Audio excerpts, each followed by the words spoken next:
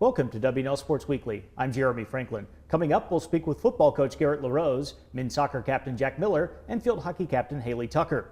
But we start with a quick look back at the weekend in Washington and Lee athletics.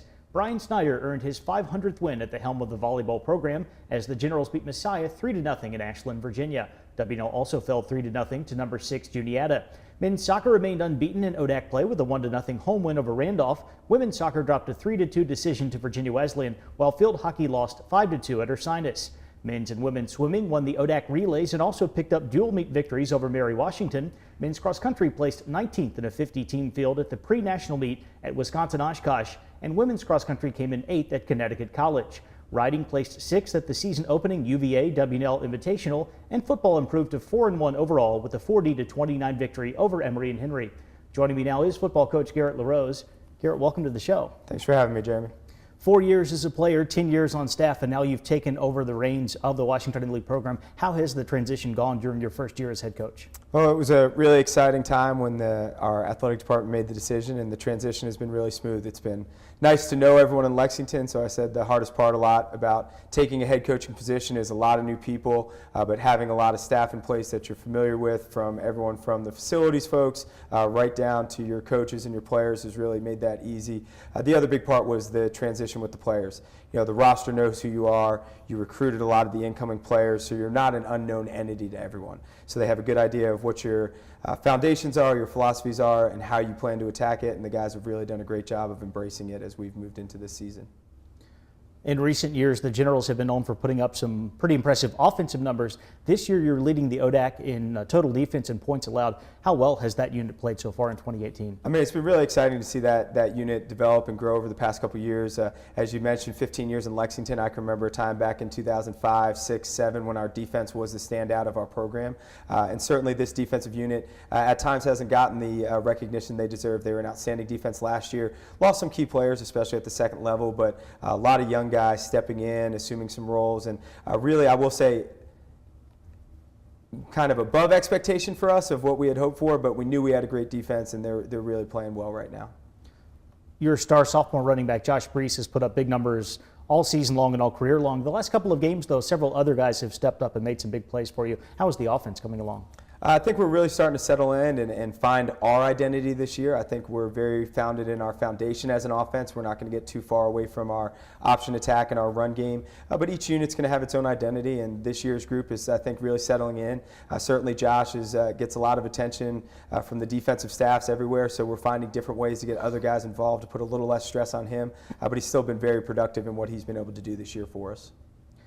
Everyone in the ODAC is currently chasing Randolph, making the Yellow Jackets have the only unbeaten mark in conference play. How do you avoid scoreboard watching as you focus on the games left on your schedule? Well, I think we've been very fortunate this year to have been in this position last year as well, to where we knew some things were outside of our control. But I think what keeps our guys very focused and hungry is they know any slip up from here really makes it difficult to claw back in.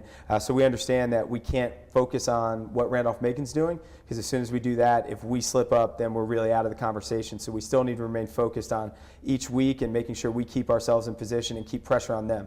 Because I think as ODAC teams amass 2 losses within the league, that's one less team that they're worried about. So we have to focus on ourselves, make sure we're keeping ourselves on track to make sure weeks 8, 9, and 10 this year are still really exciting in ODAC play.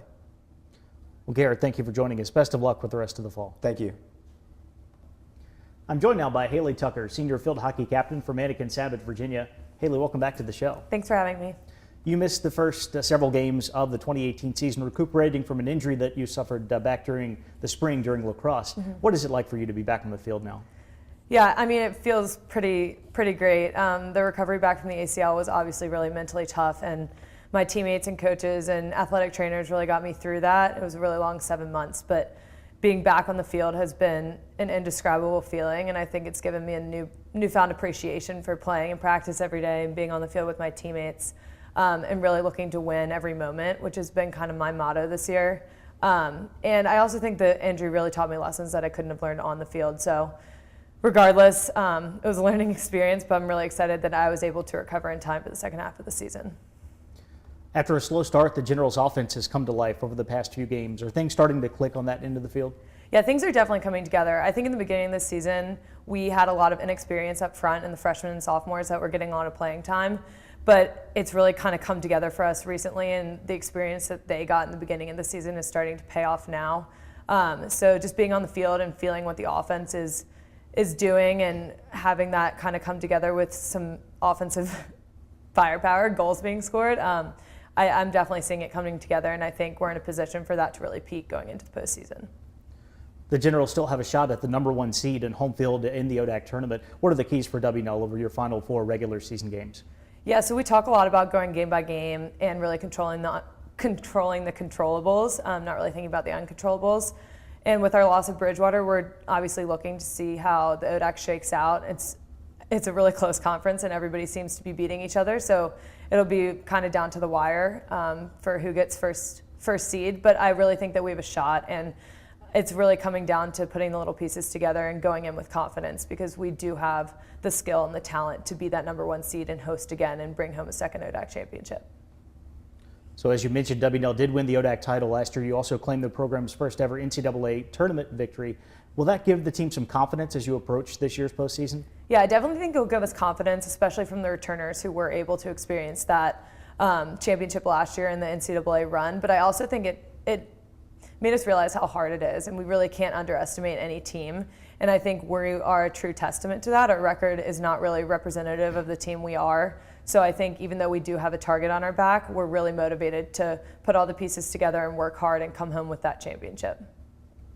Haley, thank you for being here. Good luck with the rest of the season. Thanks for having me. With me in the studio is Jack Miller, senior soccer captain from Charlotte. Jack, welcome to the show. Thanks for having me. The Generals are battling through some injuries. You're also in a very busy part of the schedule right at the end of the regular season. How is the team continuing to get results despite battling this adversity? Well, luckily for us, we have a lot of depth on our team. We have plenty of players who can and have stepped up into the plate to fill in those positions. So luckily, because of that, we've been able to proceed throughout the season, business as usual. So. You have started 64 matches on defense for W&L over the past 4 years. You scored your first career goal against Virginia Wesleyan in September. What was that moment like for you? It was awesome. This is the first year I've been in a position where I can contribute to being involved in the attack.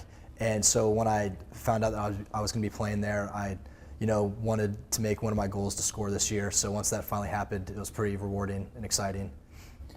The Generals have been starting a first year in goal in Michael Nick. You've got 2 other rookies, Seth Chapman and Jack Rollins, who normally start in central defense. How have those young players adapted so well to collegiate soccer?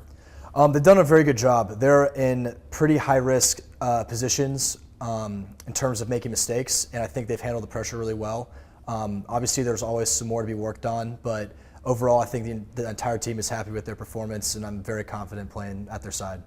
You have a rookie goalkeeper in Michael Nick. The Generals also normally start 2 first years in central defense in Seth Chapman and Jack Rollins. How have those players adapted to the challenges of collegiate soccer?